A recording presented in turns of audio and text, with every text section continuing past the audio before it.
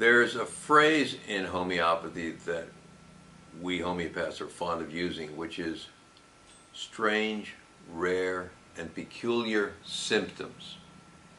And we're on the lookout for these kinds of things because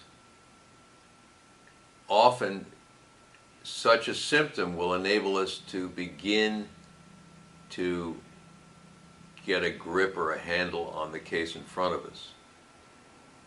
So what is a strange, rare, and peculiar symptom?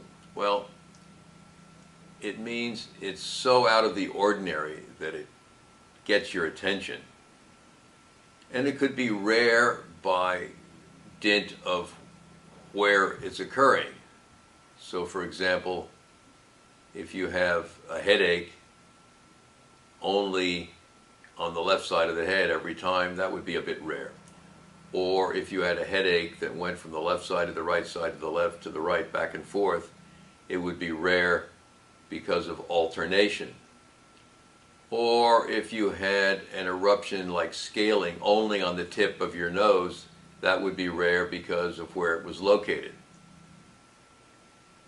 Or if the symptom is described in a particularly dramatic fashion, like a person I once treated had terrible burning pains in the spine, taking hydrocodone, a narcotic, every day, 2 or 3 times, going to the chiropractor 3 or 4 times a week, and this was going on for weeks.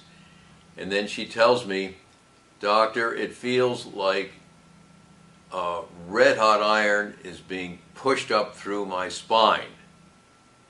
Now that is a rare description of pain, and it happens that there's one homeopathic medicine that has it, which is alumina, aluminum oxide.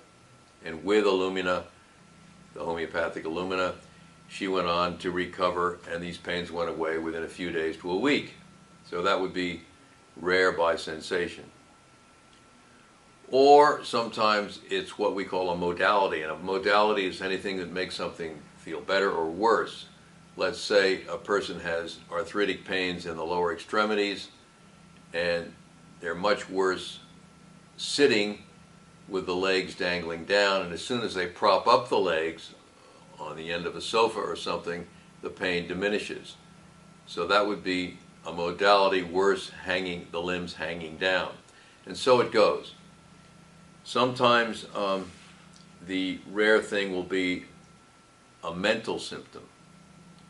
And I recently saw a young woman, and at the end of the interview, she mentioned to me that she really, really hated wind.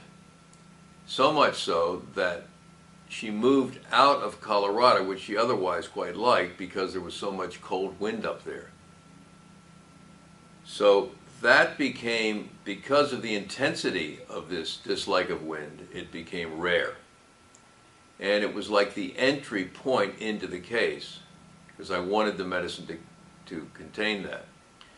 And she had other symptoms, and it worked out to a case of sulfur, a very famous homeopathic medicine. She did very well in sulfur, and when I saw her at the follow-up, I asked her more about this thing with wind. And she said,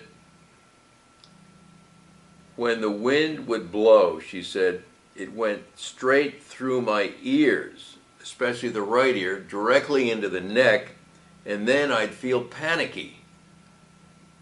So the wind would affect her physically through the ears and neck, and then the whole body, and then the mind. She'd feel panicky. So this is very, very rare.